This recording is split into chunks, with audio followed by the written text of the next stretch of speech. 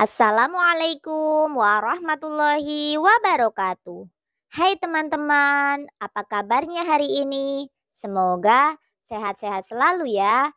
Hari ini kita akan belajar tema 6 cita-citaku, subtema 3 giat berusaha meraih cita-cita pada pembelajaran 5. Sebelum memulai, silahkan teman-teman siapkan buku tugas, buku cetak tema 6, dan alat tulisnya ya. Sudah siap ya teman-teman? Untuk memulai pembelajaran hari ini, marilah kita berdoa menurut agama dan kepercayaan masing-masing. Berdoa dimulai. Berdoa selesai. Tetap semangat ya teman-teman. Salam cemerlang, cerdas, menyenangkan, riang, gemilang. Pada pembelajaran 5 kali ini, kita akan mempelajari muatan bahasa Indonesia, muatan PPKN, dan muatan SBDP. Pada muatan bahasa Indonesia, kita akan mempelajari mendeklamasikan puisi dengan ekspresi. Pada muatan PPKN, kita akan mempelajari meneladani kegigihan seorang tokoh dan mengetahui kegiatan keagamaan di tempat ibadah. Pada muatan SBDP, kita akan mengenal karya seni montase. Nah, teman-teman, muatan yang akan kita pelajari pertama yaitu PPKN, meneladani kegigihan Bayu Gatra Sanggiawan. Ayo membaca, meraih cita walau nyaris putus asa. Tawa riang dan teriakan lantang datang dari pemilik kaki-kaki kecil yang menyepak bola kaki di tanah lapang di sebuah kecamatan bernama Ledokombo. Langit mulai berwarna jingga. Awan kelam, pertanda siang telah berganti malam. Pemilik kaki kecil itu pun kembali ke rumah berkumpul dalam hangatnya keluarga dan sejuknya udara desa. Kini, kaki-kaki kecil itu telah menjadi kaki-kaki yang kukuh dan lincah menari di atas rumput hijau stadion besar. Pemilik kaki-kaki kecil itu adalah Bayu Gatra Sanggiawan. Pemuda ini lahir pada tanggal 12 November 1991 di Kecamatan Ledokombo, Kabupaten Jember, Jawa Timur.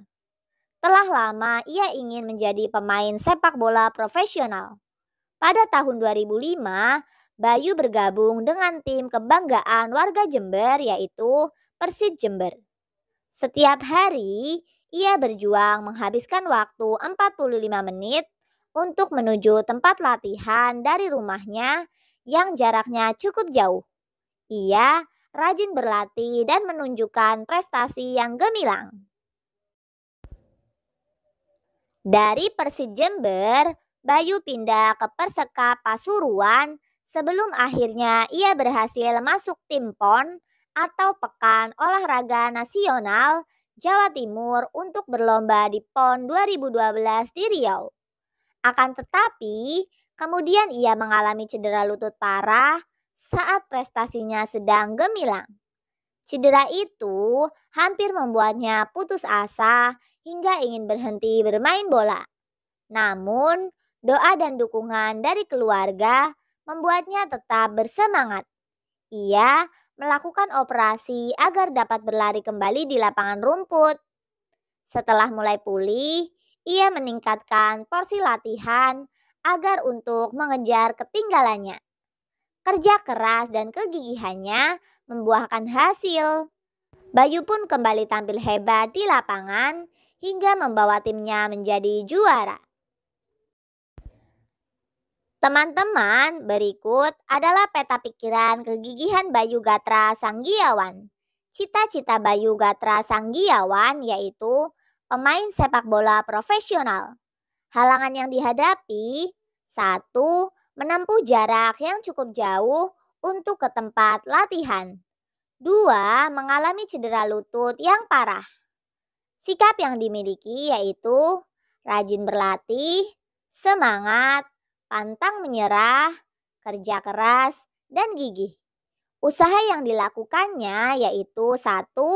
Rajin berlatih dan menunjukkan prestasinya. 2. Semangat untuk sembuh dari cedera lutut yang dialami. 3. Meningkatkan porsi latihan untuk mengejar ketertinggalan karena cedera. Prestasi yang diraih. 1. Masuk tim PON atau Pekan Olahraga Nasional Jawa Timur. 2. Bersama Persisam Putra Samarinda mendapat juara kedua Divisi Utama Liga Indonesia 2012. 3. Membawa Madura FC memenangi pertandingan melawan PSTNI pada Indonesia Soccer Championship tahun 2016. Teman-teman, muatan yang akan kita pelajari selanjutnya yaitu bahasa Indonesia. Mendeklamasikan puisi menggunakan ekspresi. Teman-teman telah mengetahui bagaimana menggunakan tekanan dan jeda yang tepat pada saat mendeklamasikan puisi. Selain pelafalan, intonasi dan tekanan yang tepat, kamu juga harus dapat menunjukkan ekspresi wajah yang sesuai dengan isi puisi. Oleh karenanya, penting bagimu untuk mengetahui makna atau isi puisi. Pada saat mendeklamasikan sebuah puisi, pahamilah isi dan pesan yang ingin disampaikan. Apabila puisimu tentang harapan dan doa, ekspresi wajahmu harus mendukungnya, yaitu berekspresi yang sama saat kamu berdoa. Jika puisimu berkisah tentang harapan, ekspresimu harus menunjukkan mata berbinar dengan pandangan jauh menerawang. Jika puisimu berisi tentang pengalaman sedih, ekspresimu harus menunjukkan kesedihan yang mendalam, seperti saat kamu kehilangan orang terkasih. Kamu dapat melatih perubahan ekspresi wajah dengan menggunakan kaca atau dengan bantuan temanmu. Setelah kamu menghafalkan puisi, kamu dapat menjiwai puisi dengan menempatkan dirimu sebagai bagian dari isi puisi tersebut.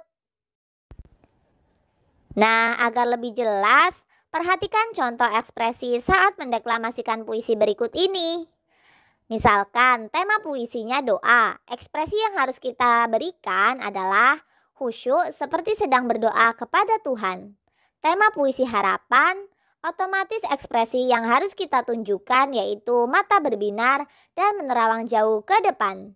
Tema puisi kegembiraan, otomatis ekspresi yang kita tunjukkan riang seperti sedang mendapatkan sesuatu. Jika tema puisinya berupa kesedihan, ekspresi yang harus kita tunjukkan yaitu murung atau sedih seperti ketika hampir menangis. Sekarang kita lihat kembali puisi yang pernah kita pelajari pada pembelajaran sebelumnya. Kita dapat menggolongkan puisi-puisi tersebut berdasarkan temanya. Kita dapat menuliskannya seperti unit tulis berikut ini. Judul puisi Penjaga Alamku. Tema puisinya yaitu kekaguman. Judul puisi Sahabatku Pahlawan Lingkungan. Tema puisinya berarti kekaguman dan rasa haru. Judul puisi Laskar Pelangi. Tema puisinya berarti semangat dan rasa syukur. Teman-teman, mari kita belajar tentang keragaman kegiatan keagamaan di tempat ibadah. Yang pertama adalah masjid. Contoh kegiatan keagamaannya yaitu 1. Ibadah sholat setiap hari. 2. Ibadah sholat Jumat setiap hari Jumat. 3. Ibadah sholat tarawih pada bulan Ramadan. 4. Kegiatan tadarus pada bulan Ramadan. 5. Kegiatan belajar membaca Al-Quran untuk anak-anak. 6. Kegiatan dakwah tentang agama Islam. 7. Perayaan Idul Fitri dan Idul Adha. Tempat ibadah yang kedua yaitu gereja Katolik. Contoh kegiatan keagamaannya 1. Ibadah misa setiap hari. 2. Ibadah misa mingguan setiap hari Minggu. 3. Kegiatan sekolah minggu untuk anak-anak. 4. Perayaan Paskah atau wafat Isa Al-Masih. 5. Peringatan kenaikan Isa Al-Masih. 6. Perayaan Natal pada tanggal 25 Desember. Tempat ibadah yang ketiga yaitu gereja Kristen. Contoh kegiatan keagamaannya 1. Ibadah kebaktian dan ibadah harian. 2. Pengakuan dosa di hadapan imam. 3. Kegiatan ibadah tobat jemaat. 4. Kegiatan sekolah minggu untuk anak-anak. 5. Perayaan Ekaristi setiap hari Minggu. 6. Perayaan Natal pada tanggal 25 Desember. Selanjutnya, pura. Contoh kegiatan keagamaannya: 1. Ibadah puja setiap hari. 2. Kegiatan sembahyang malam Jumat. 3. Kegiatan pasraman. 4. Perayaan Purnama dan Tilem. 5. Perayaan Hari Raya Galungan dan Hari Raya Nyepi. 6. Perayaan Kuningan dan Saraswati. 7. Perayaan Pagerwesi dan Siwarati. Selanjutnya, tempat ibadah yang kelima yaitu wihara. Contoh kegiatan keagamaannya: 1. Ibadah puja bakti setiap hari. 2. Penataran agung 1 kali dalam sebulan. 3. Perayaan Hari Waisak. 4. Perayaan Katina. 5. Perayaan Asyada. 6. Perayaan Maga Puja. Selanjutnya, kelenteng. Contoh kegiatan keagamaannya: 1. Ibadah tanggal 1 dan 15 penanggalan Imlek. 2. Ibadah kebaktian umum agama Konghucu. 3. Peringatan hari lahir dan hari wafat Nabi Konghucu. 4. Peringatan hari Tangcik. 5. Peringatan tahun baru Imlek. 6. Kegiatan sekolah minggu untuk anak-anak. Teman, setiap agama memiliki kegiatan keagamaan yang beragam. Setiap kegiatan memiliki ciri khas dan keunikan masing-masing. Kita harus menghargai kegiatan keagamaan yang dilaksanakan agama lain. Kita tidak boleh mencela atau menghina kegiatan keagamaan agama lain. Dengan demikian, kerukunan antar umat beragama di Indonesia akan selalu terjaga. Teman-teman, muatan terakhir yang akan kita pelajari yaitu SBDP, mengenal karya seni montase. Ayo membaca. Montase merupakan karya seni yang dibuat dari berbagai foto atau gambar yang digabungkan dengan gambar tangan. Gambar-gambar tersebut bisa terdiri atas berbagai macam gambar yang berasal dari foto, majalah, atau bahan lainnya. Gambar-gambar itu diatur sedemikian rupa sehingga membuat gambar baru yang mencapai makna. Alat dan bahan yang diperlukan adalah sebagai berikut. 1. Kertas gambar. 2. Gambar-gambar yang sudah ada termasuk gambar rumah ibadah. 3. Lem kertas. 4. Gunting. 5. Alat gambar berupa pensil, spidol, dan pensil warna. Cara membuat karya seni montase: yang pertama, kita potong gambar rumah ibadah dari majalah bekas menggunakan gunting. 2. Kita susun potongan-potongan gambar menjadi cerita sesuai keinginan kita. 3. Kita rekatkan potongan gambar pada kertas gambar menggunakan lem. 4. Kita hias montase menggunakan krayon agar lebih menarik. 5. Montase sudah jadi dan siap kita pajang. Teman-teman bisa melihat contoh karya seni montase seperti pada gambar di atas ini ya teman-teman. Sangat menarik bukan? Karya seni montase mengenai keberagaman rumah ibadah. Terima kasih teman-teman karena telah mengikuti pembelajaran hari ini dengan baik. Semoga ilmu yang kita dapatkan hari ini bisa bermanfaat untuk teman-teman maupun orang lain. Untuk menutup pembelajaran hari ini, marilah kita berdoa menurut agama dan kepercayaan masing-masing. Berdoa dimulai. Berdoa selesai. Tetap semangat ya teman-teman. Salam cemerlang, cerdas, menyenangkan, riang, gemilang. Wassalamualaikum warahmatullahi wabarakatuh.